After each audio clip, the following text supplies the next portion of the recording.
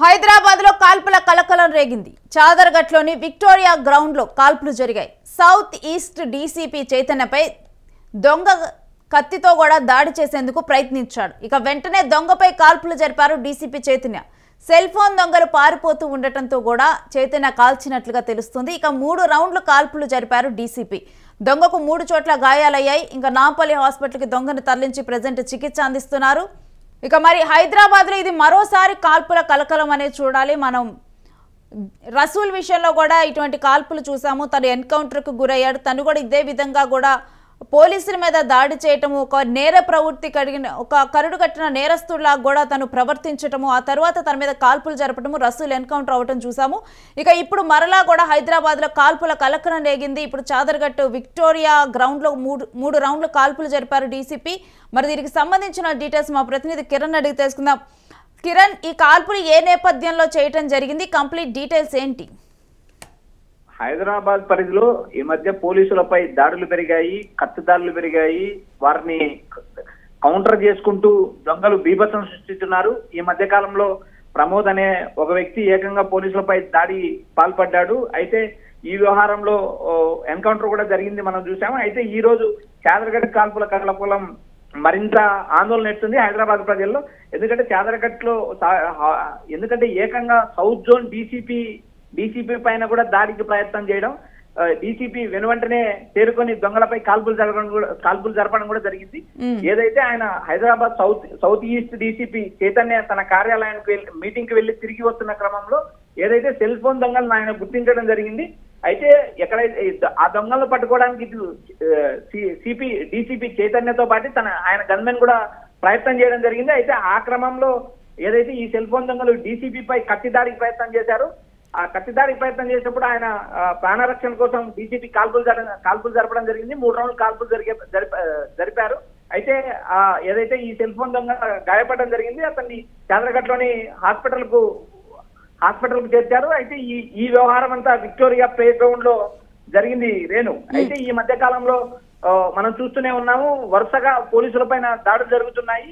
ఏదైతే ఈ ప్రమోద్ వ్యవహారాన్ని నిజామాబాద్ సంఘటన దృష్టిలో పెట్టుకొని హైదరాబాద్ డీసీపీ పైన దాడులు చేయడానికి ప్రయత్నం చేశారా, లేకపోతే మరో కోణం ఉందా అనేది విచారణ తెలుస్తుంది.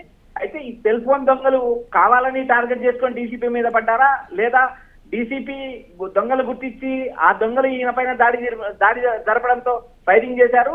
ఈ డీసీపీతో పాటు ఆయన గన్మెన్ కూడా ఉన్నారు.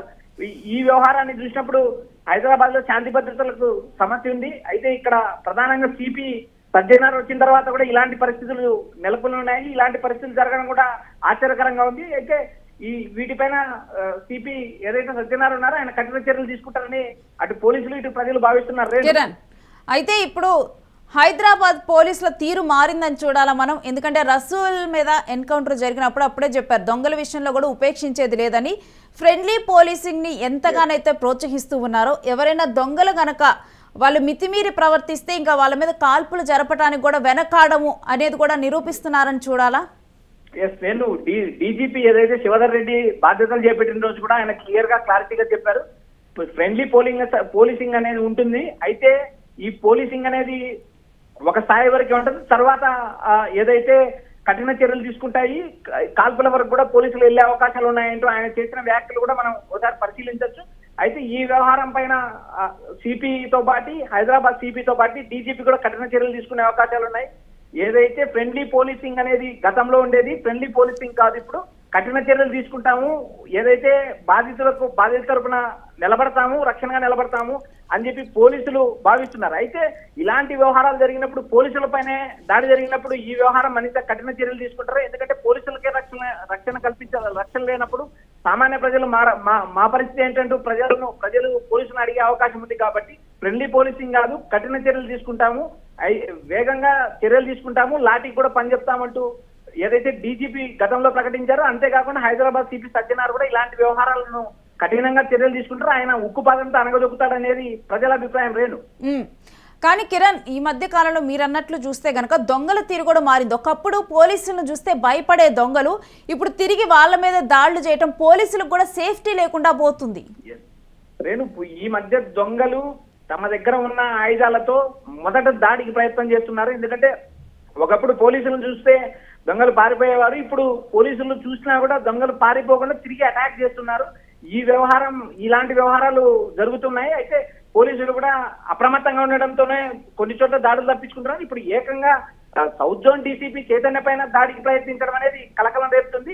అయితే చైతన్య తొందరగా తేరుకొని వెంటనే 3 రౌండ్లు కాల్పులు జరపడం, ఆ దొంగ పడిపోవడం, అతన్ని హాస్పిటల్కి చేర్చడం జరిగింది. అయితే ఈ వ్యవహారం పైన అటు డీజీపీ ఇటు సిపి సమగ్ర నివేదిక కోరతారు. అంతేకాకుండా కఠినమైన చర్యలు తీసుకుంటాం, శాంతి భద్రతలకు విఘాతం కలిగిస్తే కఠిన చర్యలు తీసుకుంటామంటే అటు డీజీపీ ఇటు సిపి సజ్జనార్ తో పాటు డీసీపీ చైతన్య కూడా ప్రకటించారు.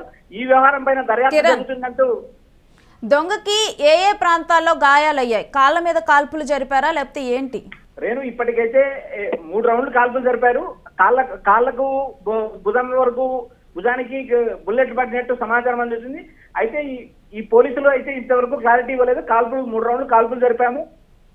ఏదైతే సెల్ ఫోన్ దొంగను హాస్పిటల్లో జాయించి చికిత్స అందిస్తున్నాము. వేగవంతంగా చర్యలు తీసుకుంటాం. అంతేకాకుండా దీనిపైన దర్యాప్తు జరుపుతాం. దీని వెనక ఎలాంటి కట్టిన దొంగలైనా కఠినంగా శిక్షిస్తామంటూ సిపి ప్రకటించడం జరిగింది. Renu, right, thanks for the details Kiran. So ఇక మీద దొంగలు నేరస్తులు చాలా జాగ్రత్తగా ఉండాలి. హైదరాబాద్ పోలీసుల తీరు మారింది. మీరు దాడి చేస్తుంటే చూస్తూ ఊరుకోరు వారు. ఇంకా కాల్పులు జరపడానికైనా వెనకాడరు. పోయాయి ఇక ఆ రోజులు పోయాయి. ఎక్కడైతే మీ దాడులు చేస్తున్న నేరస్తులు పారిపోతున్నా కానీ వాళ్ళ మీద కాల్పులు జరపకుండా చూస్తూ కూడా వాళ్ళని సామరస్యంగా పట్టుకునేందుకు ప్రయత్నించే రోజులు పోయాయి. మీరందరూ ఇక మూటాముళ్ళు సర్దుకోవాల్సిందే.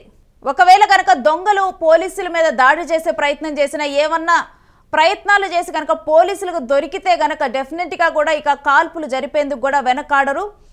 ఎందుకంటే ఇప్పుడు పరిణామాలు మనం చూస్తూనే ఉన్నాం. ఈ మధ్య కాలంలో కూడా పోలీసుల మీదే రివర్స్లో దొంగలు దాడులు చేస్తున్నవి కూడా ఎక్కువగా పెరిగిపోతున్నాయి. ఇక్కడ కూడా అదే ఘటన. డీసీపీ మీద కూడా ఇప్పుడు వాళ్ళు కత్తితో దాడి చేయబోయారు. ఇక దాంతో ప్రాణరక్షణ కోసం కూడా ఆయన కాల్పులు జరిపారు.